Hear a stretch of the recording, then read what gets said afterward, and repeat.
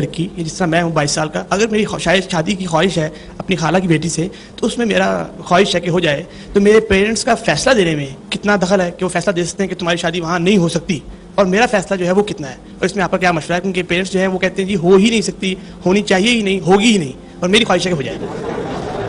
بہت اچھا۔ سب سے زیادہ جو چیز پر لطف ہے وہ یہ ہے کہ ہو ہی نہیں سکتی، یعنی شرم نہیں ہو سکتی۔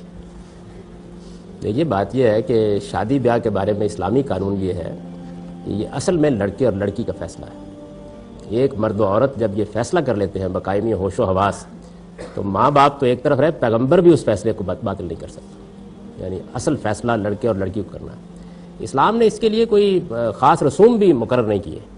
ایک لڑکا اور لڑکی اگر کھڑے ہو کر بھائی یہ کہہ دیتے ہیں اعلانیہ کہ آج سے ہم میاں بیوی ہیں، تو اس فیصلے کو قلم نہیں کیا جا سکتا، یعنی اس معاملے کو اتنا زیادہ اختیار پر چھوڑا ہے۔ کبھی آپ نے غور نہیں فرمایا کہ وہاں سارا خاندان جمع ہوتا ہے، ابا میاں بھی ہوتے ہیں، اماں بھی ہوتی ہے، اور بھی بہت سے لوگ ہوتے ہیں، اس کے بعد کیا ہوتا ہے؟ وہاں کھڑے ہو کر ایک شخص پوچھتا ہے آپ سے کہ یہ فلاں کی بیٹی، اتنا اس کا مہر مقرر کیا گیا ہے، قبول ہے؟ وہ کون قبول کرتا ہے؟ والد صاحب؟ کون کرتا ہے؟ یعنی وہ ڈرامہ نہیں ہوتا، وہ اس قانونی فیصلے کا اظہار ہوتا ہے کہ قبولیت کا اختیار کس کو خدا نے دیا ہے۔ تو اسی وجہ سے ایک پوری مجلس منعقد کر کے آپ اس کا اعلان کراتے ہیں۔ تو اصلاً تو یہ اختیار لڑکے اور لڑکی کا ہے، اور یہ ہماری معاشرت میں تو خیر لڑکیاں بیچاری جیسے اظہار کرتی ہیں وہ آپ کو معلوم ہے، لیکن عربوں کے معاشرے میں لڑکیاں بھی ایسے ہی اپنی رائے کا اظہار کر دیتی ہیں۔ اور اس معاملے میں رسالت میں آپ صلی اللہ علیہ وسلم نے منفی فیصلے بھی کمال شان سے دیے ہیں۔ یہ بڑا مشہور واقعہ ہے کہ ایک بیوی نے آ کے یہ بیان کیا کہ میرے والد نے میرا رشتہ فلاں جگہ کر دیا ہے، اور اس رشتے کے بعد بہرحال میری ایک رائے ہے اس کے بارے میں جو کوئی بڑی اچھی نہیں ہے، تو آپ یہ بتائیں کہ میرے کیا حقوق ہیں؟ تو آپ نے فرمایا چھوڑ دو، ختم، میں ابھی ختم کرا دیتا ہوں معاملے کو۔ تو انہوں نے کہا کہ نہیں، میرا فیصلہ یہ ہے کہ میں اس رشتے کو برقرار رکھوں گی، میں صرف یہ معلوم کرنا چاہتی تھی کہ میرا اختیار کہاں تک ہے۔ تو اختیار کی یہ حد ہے، یعنی منفی اور مثبت دونوں پہلوؤں سے یکساں اختیار ہے مرد و عورت کا، اور وہ فیصلہ کرتے ہیں۔ یہ ہے اصولی بات، قانونی بات، اس میں کسی کو رکاوٹ ڈالنے کوئی حق نہیں۔ رہ گئی دوسری بات کہ ہماری ایک معاشرت ہے، ہماری ایک تہذیب ہے، اس میں ہماری یہ خواہش ہوتی ہے کہ یہ رشتہ ہے، اس سے خاندان بننا ہے، اس میں ماں باپ بھی شریک ہوں، اس میں گھر والے بھی شریک ہوں، اس میں دوسرے لوگ بھی شریک ہوں، اور ان کی شرکت اس سے اصل میں حسن پیدا ہوتا ہے۔ اس کی وجہ یہ ہے کہ آخر آپ لڑکی کو بیاہ کے لائیں گے تو کہاں لے جائیں گے؟ یعنی کہیں مریخ پر تو نہیں رکھیں گے نا، اس نے ایک خاندان کا حصہ بننا ہے۔ جب خاندان کا حصہ بننا ہے تو اس کی کوشش کرنی چاہیے کہ سرپرست راضی ہوں، والد راضی ہوں، والدہ راضی ہوں، ایک خوشی کے ساتھ ایک تقریب منعقد ہو۔ یہ چیز بچے کو کوشش کرنی چاہیے، یعنی یہ وہ چیز ہے کہ جس کے بغیر معاشرت کا حسن ختم ہونا شروع ہو جاتا ہے۔ ایک قانونی اختیار ہے، ایک دینی اختیار ہے، اور ایک چیز ہماری معاشرت کی خوبی ہے۔ اس کے لیے آپ پورے گھر کو قائل کریں، آپ اپنے والد کو قائل کریں، آپ اپنے اعزاء کو قائل کریں۔ یہ قائل کرنے کا عمل ہے۔ والدین کو کیا کرنا چاہیے؟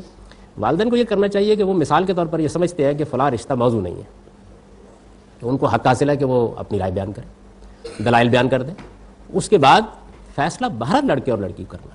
اس فیصلے میں اگر کوئی رکاوٹیں ڈالنے کی کوشش کی جائے گی تو رسوائی کے سوا کچھ نہیں ہوگا، آخری نتیجہ یہی نکلے گا۔ تو اس وجہ سے والدین کا کام یہ ہے کہ وہ اپنا مشورہ دیں، اپنی رائے دیں، اور رائے اور مشورہ دینے کے بعد ایک باوقار مقام پر کھڑے ہو جائیں کہ بھائی اب آپ فیصلہ کر لیجیے۔ یہی ان کو کرنا چاہیے۔ بچوں کو یہ کوشش کرنی چاہیے کہ وہ اپنے والدین کی رائے کا احترام کریں، اور کوشش کریں کہ کوئی ایڈجسٹمنٹ کی شکل نکل آئے، یہ معاملہ خوشی کے ساتھ اور محبت کے ساتھ ہو، اور اس سے ایک اچھا خاندان وجود میں آئے۔ یہ ساری چیزیں جو ہے طرفین کی طرف سے ہونی چاہیے، یعنی والدین معاملے کو عزت کا مسئلہ نہ بنا لیں، ناک کا مسئلہ نہ بنا لیں، اناد کا مسئلہ نہ بنا لیں، ہٹ درمی کا مسئلہ نہ بنا لیں۔ میں بتا دینا چاہتا ہوں کہ اس کا نتیجہ دنیا اور آخرت دونوں کی رسوائی کی شکل میں نکلے گا، اور کچھ نہیں ہوگا، دونوں جگہ رسوائی ہوگی۔ یعنی دنیا میں رسوائی تو ہو جائے گی جب بچے اپنا فیصلہ نافذ کر دیں گے، اور آخرت میں رسوائی اس کے جو نتائج واقع نکلیں گے ان کے نتیجے میں ہو جائے گی۔ تو اس وجہ سے اپنی بات کہیے، عزت کے ساتھ کہیے، احترام کے ساتھ کہیے، اچھے طریقے سے بچوں کو سمجھائیے۔ جو پہلو بھی ایسے ہیں ان کے سامنے رکھیے۔ بچے بعض اوقات جذبات میں ہوتے ہیں، غلط رائے قائم کر رہے ہوتے ہیں، بعض اوقات نہیں دیکھ رہے ہوتے ہیں کہ اس کے نتائج واقف کیا، بتا دیجئے اچھی طرح، لیکن بتا دینا ہی آپ کا کام ہے۔ اس سے آگے آپ کی جورسڈکشن ختم ہو جاتی ہے۔ اس کے آگے ایک قدم بھی رکھیں گے تو جبریل کی طرف پر جل جائیں گے، کچھ نہیں ہوگا۔ تو اپنے حدود سمجھ لینے چاہیے۔ اسی طرح اولاد کو پوری کوشش کرنی چاہیے کہ وہ اپنے ماں باپ کو راضی کرے، اور راضی کر کے یہ کام کرے۔ یہ میں نے آپ کو دونوں پہلو بتا دیے، یعنی کچھ تہذیبی چیزیں ہیں، کچھ معاشرتی چیزیں ہیں، کچھ خوبی کی چیزیں ہیں۔ شادی ایسے ہی کرنی چاہیے، اور خدا نہ کرے کہ ہمارے معاشرے میں یہ صورت پیدا ہو جائے کہ لوگ جا کے عدالت کے اندر شادیاں کر رہے ہوں، خدا نہ کرے کہ یہ صورت پیدا ہو جائے۔ میرے نزدیک یہ صورت بھی اسی وقت پیدا ہوتی ہے جب والدین اپنے حدود سے تجاوز کر کے غلط رویے اختیار کرتے ہیں۔